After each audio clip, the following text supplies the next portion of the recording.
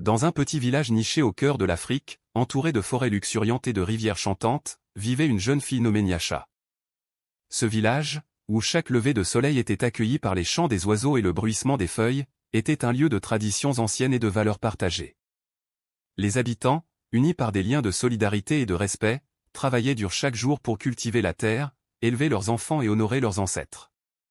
C'était un endroit où chaque personne avait sa place et où chaque action était empreinte de sens. Nyasha, bien que modeste et discrète, était connue dans tout le village pour sa générosité et sa bonté. Orpheline depuis son plus jeune âge, elle avait été élevée par sa grand-mère, une femme sage qui lui avait inculqué des valeurs de respect, de partage et de compassion. Malgré les épreuves de la vie, Nyasha gardait toujours un sourire lumineux et un cœur ouvert, prête à aider quiconque en avait besoin. Elle se distinguait par sa capacité à voir le meilleur en chaque personne et à transformer les moments difficiles en occasions de croissance et de solidarité. Au-delà des collines et des rivières, dans un grand palais de pierre, régnait un roi sage mais vieillissant, préoccupé par l'avenir de son royaume. N'ayant pas d'héritier, il cherchait une personne digne de prendre sa place, quelqu'un qui posséderait non seulement la force et la sagesse nécessaires pour gouverner, mais aussi un cœur pur et généreux. C'est ainsi qu'il annonça un défi à tous les habitants du royaume, celui qui démontrerait la plus grande sagesse et bonté serait choisi pour devenir le futur dirigeant. Pour cela, il décida d'organiser 3 épreuves pour déterminer qui possédait la bravoure, la sagesse et la générosité nécessaires pour régner. Quand Nyasha entendit parler de ce défi, une flamme d'espoir et de détermination s'alluma en elle. Beaucoup de villageois rirent de l'ambition de Nyasha. Comment une simple fille, sans richesse ni pouvoir, pourrait-elle prétendre à un tel honneur? Mais Nyasha, guidée par une force intérieure et un profond sens du devoir. Elle sentait au plus profond d'elle-même qu'elle devait tenter sa chance. Ainsi commence l'histoire de Nyasha, la fille au cœur pur, dont le courage et la générosité allaient changer le destin de tout un royaume. Un matin, le village se réveilla avec la nouvelle qu'un enfant avait disparu dans la forêt sombre et dense. Cette forêt était redoutée de tous, car elle abritait des animaux sauvages et des esprits anciens. Nyasha, sans hésitation, se porta volontaire pour retrouver l'enfant. Munie d'une simple lanterne et de sa foi en son cœur pur, elle s'aventura dans les profondeurs de la forêt. Après des heures de marche, elle entendit les pleurs de l'enfant. Guidée par le son, elle trouva le petit garçon coincé sur une branche au-dessus d'un ravin. Avec une grande prudence et beaucoup de courage, Nyasha s'approcha et utilisa une liane pour descendre jusqu'à lui. Malgré le danger et sa propre peur, elle parvint à le ramener sain et sauf au village. Son acte de bravoure fut acclamé par tous, même par ceux qui avaient douté d'elle. La deuxième épreuve fut annoncée peu après. 2 familles du village se disputaient la propriété d'une vache qui venait de donner naissance à un veau. Les 2 familles prétendaient que la vache leur appartenait, et la situation devenait de plus en plus tendue. Le roi Akil demanda à Nyasha de résoudre ce conflit. Nyasha écouta attentivement les revendications de chaque famille. Au lieu de prendre une décision hâtive, elle demanda du temps pour réfléchir. Elle observa les interactions des familles avec la vache et le veau. Puis, elle proposa un test simple, elle laissa la vache et le veau libres au milieu du village et demanda aux familles de rester à distance.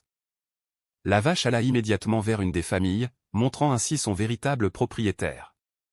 Cette décision basée sur l'observation et la compréhension de la nature révéla la sagesse de Nyasha. Les 2 familles acceptèrent le résultat avec respect et gratitude, apaisant ainsi le conflit. Pour la 3e épreuve, le roi Akil demanda à Nyasha de prouver sa générosité. Il lui donna une modeste somme d'argent et lui demanda de revenir après une semaine. Nyasha utilisa cet argent pour acheter de la nourriture, des vêtements et des médicaments qu'elle distribua aux membres les plus démunis du village. Elle partagea également ses repas avec les enfants orphelins et les anciens, prenant soin de chacun avec tendresse et amour. Lorsqu'elle retourna auprès du roi, elle n'avait rien à lui montrer de matériel, mais les sourires et la gratitude des villageois témoignaient de sa générosité. Le roi Akil, profondément touché par les actions de Nyasha, comprit qu'il avait trouvé sa successeur. Après ces 3 épreuves, c'est le moment de prononcer le vainqueur. Dans l'effervescence du village, les tambours résonnaient joyeusement, annonçant le moment tant attendu, la proclamation du successeur du vieux roi. Les villageois se rassemblèrent autour de la place centrale, impatients de découvrir qui allait guider leur communauté vers l'avenir. Nyasha se tenait parmi eux, le cœur battant d'un mélange d'excitation et d'appréhension. Le roi, assis sur son trône de bois sculpté, regarda avec bienveillance la foule. Sa voix, empreinte de sagesse ancestrale, résonna à travers l'air chaud du soir. Mes chers sujets, commença-t-il, après de nombreuses épreuves et délibérations, j'ai trouvé celui qui sera digne de me succéder.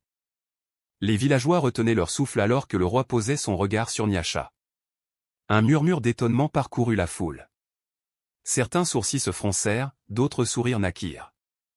Nyasha, humble et gracieuse, s'avança lentement vers le trône, ses yeux brillant d'une détermination tranquille. Par sa bravoure, elle a sauvé un enfant perdu dans la forêt. Par sa sagesse, elle a résolu un conflit ancestral. Mais surtout, par son cœur pur, elle a donné sans compter aux plus démunis, déclara le roi, ces mots porteurs de l'écho des générations passées. Les acclamations éclatèrent alors que le roi posait couronne sur la tête de Nyasha. Les tambours battaient plus fort, les danses s'intensifiaient. Nyasha, maintenant reine, regarda avec gratitude et humilité ceux qui l'entouraient. La nuit tomba sur le village dans un éclat de festivité. Les feux de joie éclairaient les visages souriants des villageois. Nyasha se tint au milieu d'eux, son cœur rempli d'une gratitude profonde envers sa communauté et d'une détermination ferme à les guider avec sagesse et compassion. Dans les jours qui suivirent, Nyasha gouverna avec équité et bienveillance. Elle écouta les conseils des anciens, consulta les esprits de la forêt et veilla sur les plus faibles avec une tendresse maternelle. Sous son règne, le village prospéra, la paix s'installa et l'espoir fleurit comme les bourgeons au printemps. Et ainsi, l'histoire de Nyasha devint une légende, transmise de génération en génération comme un exemple de courage, de sagesse et de bonté. Et dans le cœur des villageois, son triomphe demeura éternel, une lueur d'espoir dans les ténèbres, un rappel que même la plus petite flamme peut illuminer le monde. J'espère que vous avez apprécié le conte. Si tel est le cas, aime la vidéo et partage avec votre famille et vos amis, commente-la et n'oubliez pas de vous abonner à la chaîne et d'activer la cloche de notification pour plus des histoires africaines.